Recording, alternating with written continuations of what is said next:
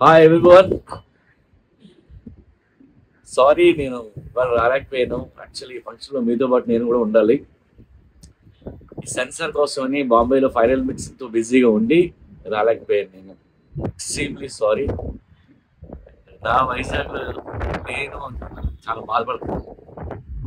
తెలుసు లేదు, నేను తిరిగినంత ఎక్కువ వైజాగే. జగదాంబ సెంటర్ తిరిగేవాడిని, సరస్వతి జంక్షన్లో సినిమాలన్నీ చూస్తాం.